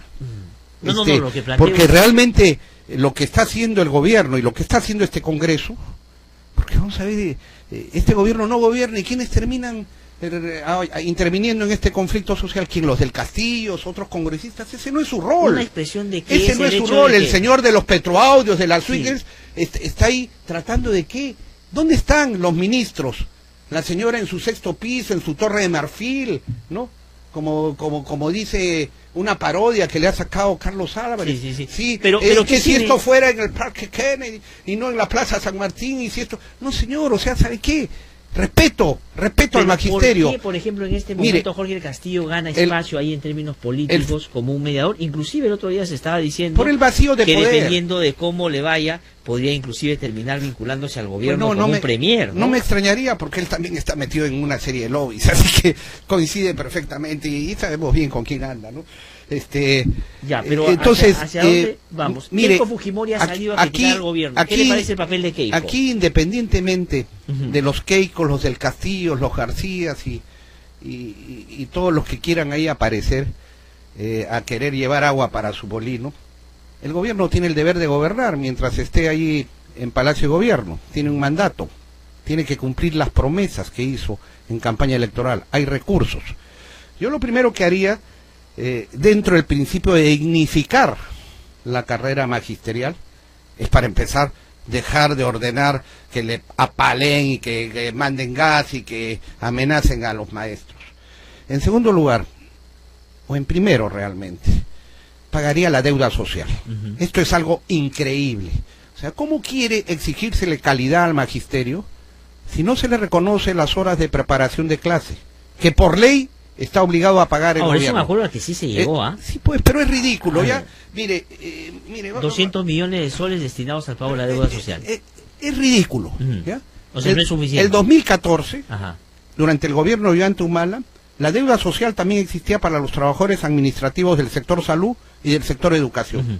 Dio el decreto de urgencia 001-2014 por 1.360 millones de soles. 1.360 millones de soles para trabajadores administrativos, deuda social. Aquí son 300.000 maestros y como gran cosa sube de 200 a 300 millones. Hay un proyecto de ley aprobado en comisiones, en el Congreso, hay decreto de urgencia. ¿Cuánto es la deuda social más o menos en educación? Pues es mucho más que esos 300 millones de dólares, de acuerdo, de soles. Pero yo le digo algo, eso es el número uno, pagar la deuda social. Hay fondos, porque además, como tenemos gobiernos incapaces, y no digo que solamente sea el anterior y el anterior, ni siquiera ejecutan el presupuesto que se le aprueba. O sea, se le ha asignado el presupuesto, el 3% del PBI, pero no lo ejecutan. Devuelven el 30, el 40%, ahí están las cifras oficiales. Entonces, primero, pagar la deuda social al magisterio. En segundo lugar, sí ir a un incremento de los sueldos. Y yo creo que el objetivo debe ser que tengan un sueldo equivalente a la canasta familiar. Ese debe ser el techo.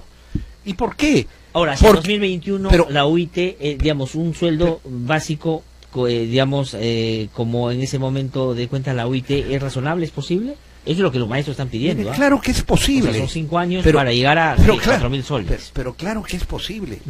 Y no solamente es posible, yo creo que es necesario. Porque si nosotros queremos exigir calidad al magisterio, tenemos que reconocerle horas de preparación de clase y tenemos que darle el tiempo para que se capacite y no que tenga que estar buscando otro trabajo para completar sus ingresos. Entonces, cuando el maestro sea a tiempo completo, que dedique su vida, como es su vocación, al magisterio y no a tener que cachuelear para llevar el pan a su casa, entonces podremos hablar de calidad. Y por eso es que la evaluación, debe ser progresiva. Evaluación sí, despidos no. Evaluación progresiva, porque hay que darle la oportunidad al maestro a dignificar su profesión, su labor. Pero ¿cuál sería el planteamiento concreto? Porque lo que la ley dice es una evaluación en el marco de 3 años nadie se niega a la evaluación. Yo no he escuchado a ningún maestro que diga evaluación no. Lo que sucede es que existe la espada de Damocles, que tras una evaluación venga el despido. Y creo que es legítimo que todo el mundo esté pensando en qué va a pasar con su hogar, porque ¿quiénes son los evaluadores? Dígame usted. ¿Aquí son comisarios políticos o qué? Ahora, ¿pero se debería anular el tema de la evaluación? No, la evaluación... O sea, el tema, digamos, de el despido, si es que no pasan 3 veces, después de 2 veces de evaluados. Yo creo que la evaluación tiene que ser progresiva. Primero, mejorar los sueldos, capacitar evaluar. Y con todas esas condiciones, obviamente, si es que se llegara a un extremo, se puede recolocar a un jefe de familia en alguna otra actividad.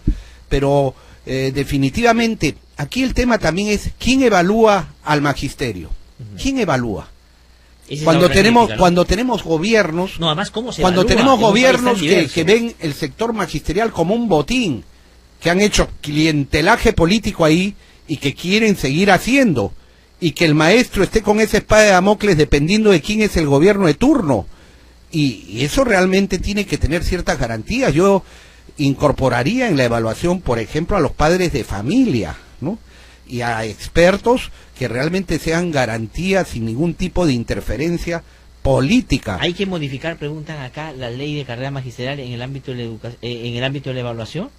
Justamente hay que dejar muy claro de que tiene que ser formativa y no punitiva. Ajá. Y que en mi criterio que debe ser progresiva y debe ir paralelo al incremento de los sueldos y del pago de la deuda social.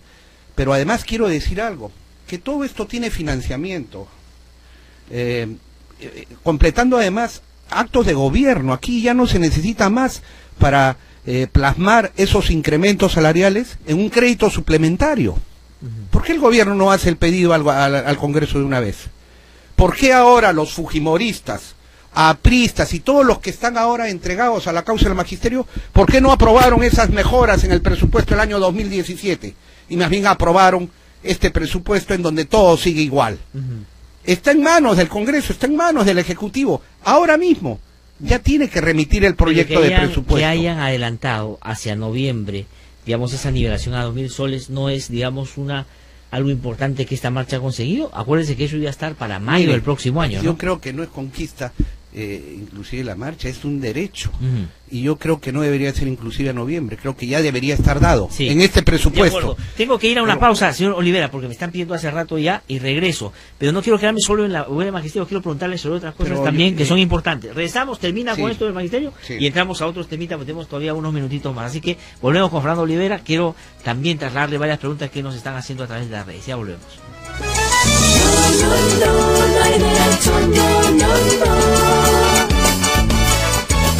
Que no te cuenten cuentos, el Diario 1 te cuenta la verdad. Compra el Diario 1, el diario oficial de la realidad peruana.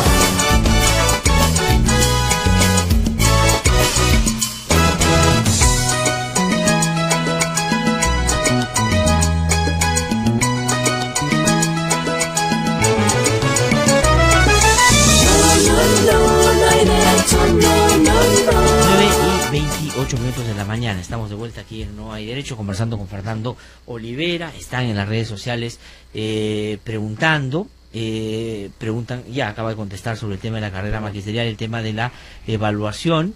Y bueno, para cerrar este tema, que preguntan también, cosa que coincido, con el comportamiento del fujimorismo en el tema de la huelga magisterial. ¿Qué le parece el discurso o la presentación que ha hecho Keiko, la actuación de los congresistas, que dice han estado algunos de ellos llamando a los profesores en medio de las negociaciones y conversaciones?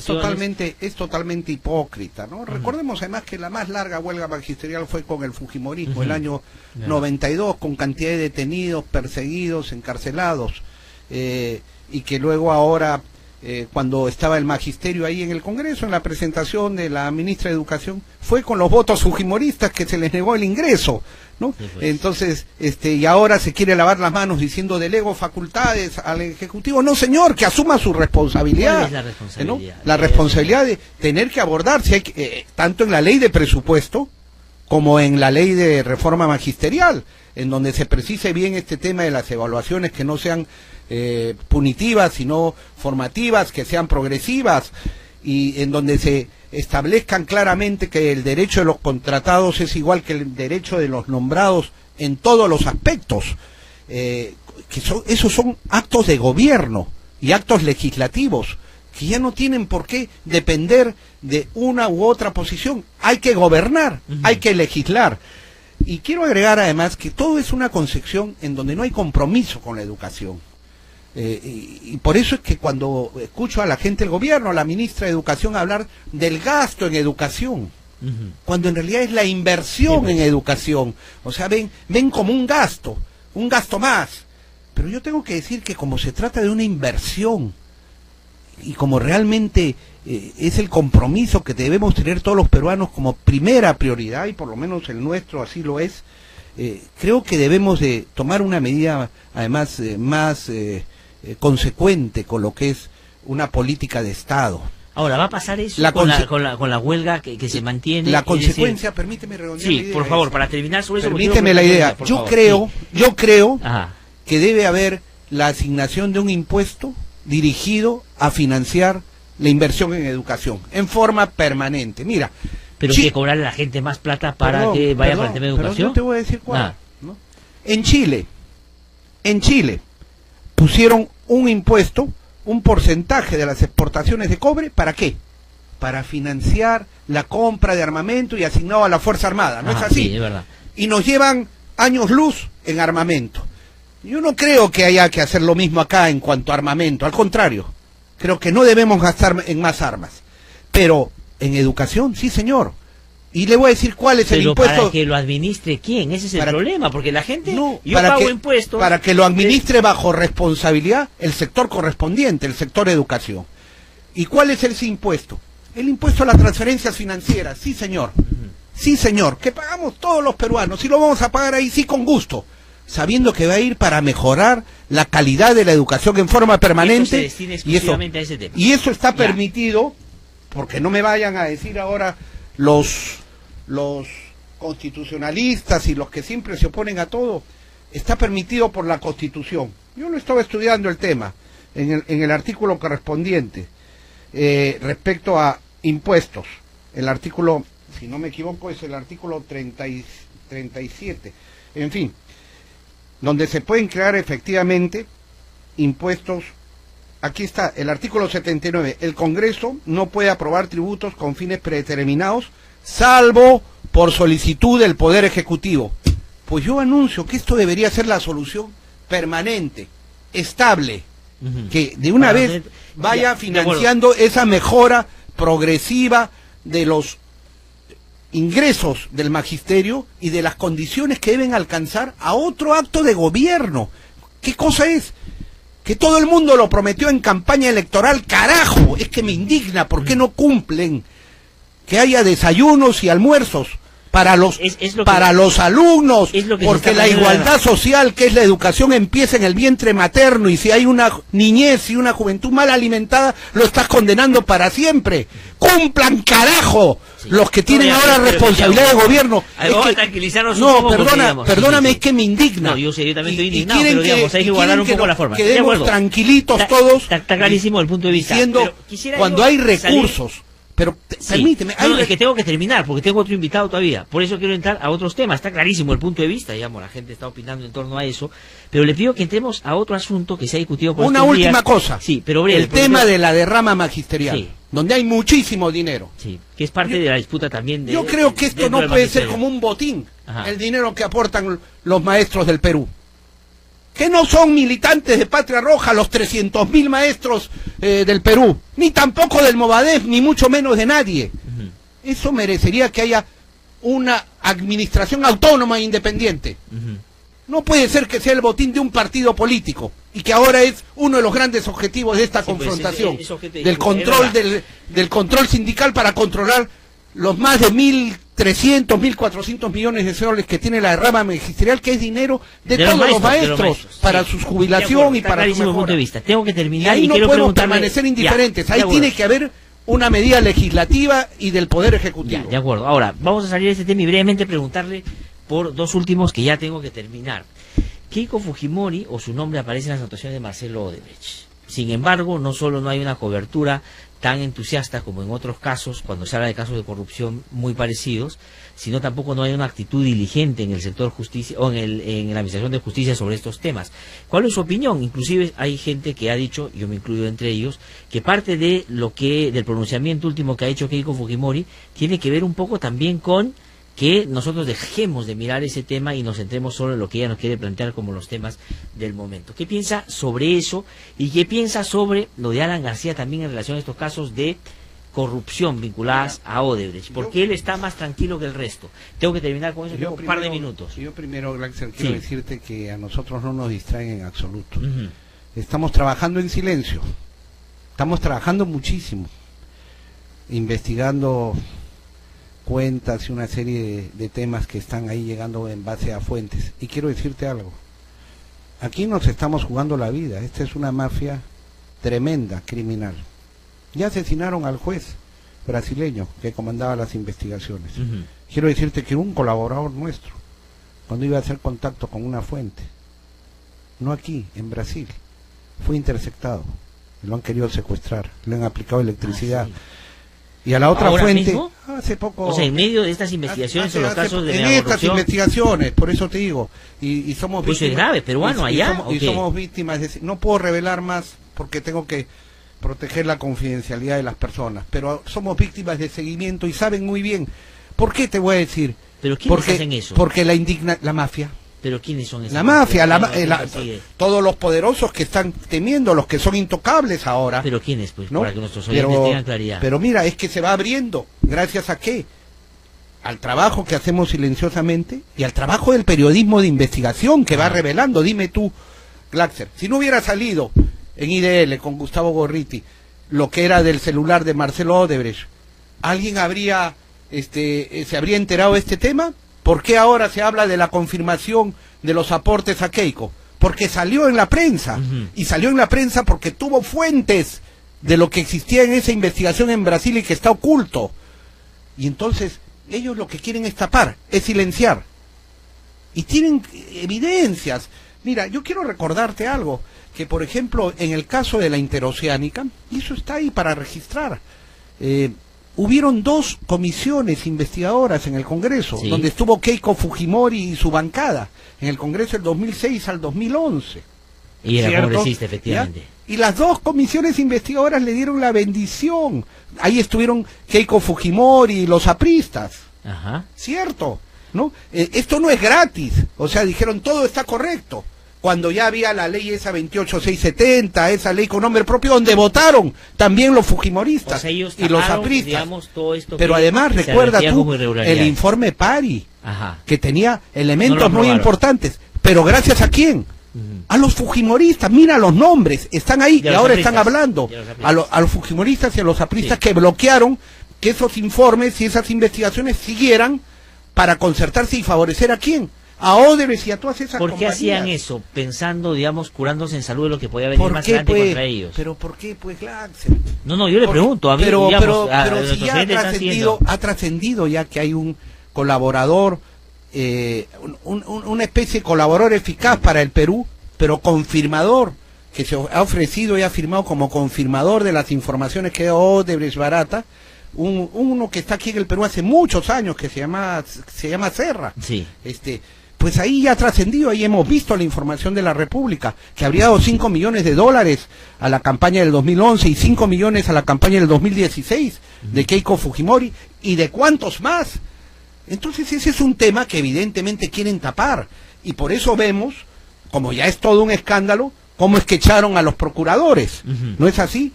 Y cómo es que ahora nombran a una serie de personajes vinculados. El asistente del juez Carguancho ya ha corrido por las redes. Candidata al Congreso por el APRA, o muy cercana al APRA, ¿no? Con fotos de Jorge del Castillo. Ahí está, con fotos publicadas, ¿no? La señora Paola Celada, ¿no es cierto? La procuradora adjunta que han nombrado. La procuradora adjunta, ¿no? Con fotitos y con militancias muy vinculada a Galarreta. A Galarreta, ¿no? Sí. Aquí está la nueva procuradora Silvana Ordinola. O sea, ¿qué cosa han hecho? ¿Cuál es el pacto? Este es un pacto de impunidad, ¿no es cierto? ¿Qué cosa ha hecho? Lo primero que ha hecho el nuevo procurador, ir a retractarse del pedido que hizo la procuradora para que no se proceda la venta de Olmos, porque aquí lo que quieren hacer, y hasta ahora no lo dejan en claro, es permitir la venta de los activos de todos estos corruptos con los precios sobrevaluados. ¿Por qué? ¿Por qué? Porque hay mucho dinero. Imagínate el gasoducto del sur. Este gobierno debió haberle aplicado ya la cláusula anticorrupción. No se la aplica. Dice que le cobra la fianza. Pero en un año y ya está corriendo el año, le van a pagar por lo menos el 87.5% de lo que supuestamente es su inversión. Y ellos recuperan prácticamente todo. Así lo han comunicado a la Bolsa de Valores. Ahí están los escritos de Graña Montero y Odebrecht y compañía. ¿Y cuál es el tema? Ellos quieren vender los contratos sobrevaluados. Es decir, esa mesa que vale 100, yo he firmado un contrato con la coima que he pagado en donde me van a pagar 1.000 por esa mesa. Y entonces yo te vendo ese contrato a ti. Porque a ti te van a pagar 1.000 por lo que vale 100. O sea, la utilidad de la corrupción, la quieren transferir con el beneplácito del gobierno. Y cuando hay alguien que quiere defender los intereses del Estado, como la Procuraduría, la sacan. Aquí lo que hay que hacer es nombrar peritos nacionales, colegio de ingenieros, universidad de ingeniería, o peritos internacionales, por ejemplo, que pueden venir de Rusia, donde construyen gasoductos, o de Massachusetts, que tienen una ingeniería, y valorizar lo que realmente cuesta. En un país donde la impunidad está a la orden del día, dime, ¿qué ha pasado con las supervisoras? Nadie las toca. Ni con las empresas peruanas. Con los abogados que han arbitrado a favor de la corrupción, nada. Y efectivamente, con los socios de la corrupción no pasa nada. Keiko y Alan García en algún momento podrán estar o deberían estar en la condición de otros como Yantumal, Nadine y Toledo por los actos que se presume han cometido. Mire, estamos trabajando para que eso sea. Es decir, estamos convencidos de que están involucrados y deben ser condenados por corrupción y condenados ejemplarmente. Por supuesto. Y sinceramente estamos luchando en una lucha desigual porque la corrupción y la impunidad tienen todas las armas, tienen toda la autoridad controlada, y nosotros que estamos luchando por querer saber la verdad tenemos que trabajar casi clandestinamente, sin recursos, porque todo requiere recursos y tenemos que trabajar inclusive con riesgos físicos, bueno, por el caso que sin seguridades ni nada, ¿no? Y la última que ya tengo que irme es, han sacado al director del Lugar de la Memoria porque permitió, digamos, o propició que se hiciera una exposición sobre el año 92, dando cuenta de lo que fue no solo el golpe de Estado, sino los actos de violación de derechos humanos que se generaron ahí en ese año. ¿Qué opinas sobre eso? Mire, es como cuando hablan del mausoleo de los terroristas, de los senderistas, ¿no? Ese mausoleo apareció construido de la noche a la mañana, en una noche lo hicieron, no. Eso ha sido con la complacencia del municipio, ¿no? Y ahora todo el mundo se rasga las vestiduras, piden el Poder Judicial para derribarlo. Nunca debió haber estado eso ahí donde está, ¿no?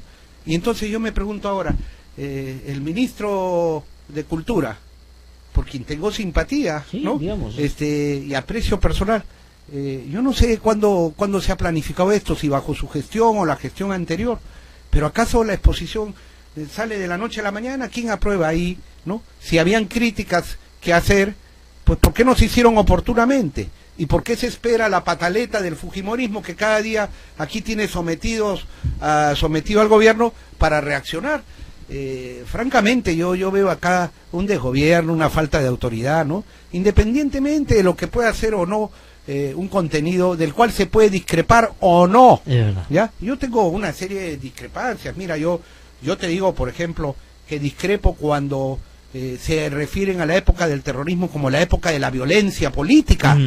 El terrorismo no tiene nada de político, ni nada de social, ni nada de nada. Es crimen puro y duro, donde han muerto terrorismo es decenas de miles de inocentes, y donde a quien no compartía sus ideas mesiánicas y fundamentalistas lo asesinaban, como en Lucanamarca, cuando el propio Abimael Guzmán dirigió la matanza de más de 100 campesinos que querían vivir en paz. Y está preso como corresponde. Así es. Pero tengo que terminar. Fernando Olivera ha estado con nosotros. Muchísimas gracias. Muchísimas gracias. Muy amable. No tengo tiempo para más. Hasta el día de mañana. Mañana tenemos un programa especial que pido no se lo pierda.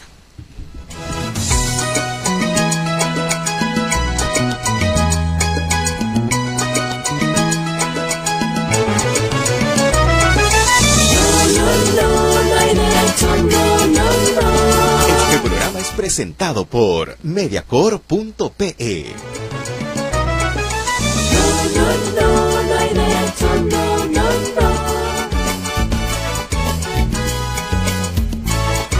El Instituto de Defensa Legal presentó No hay derecho. Un espacio de noticias, diálogo, debate y participación.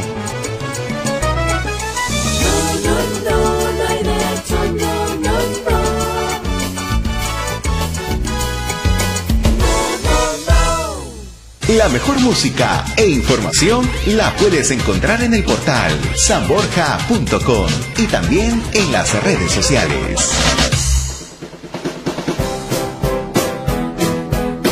Curiosidades. ¿Sabías que los grillos se perfuman para encontrar a su pareja?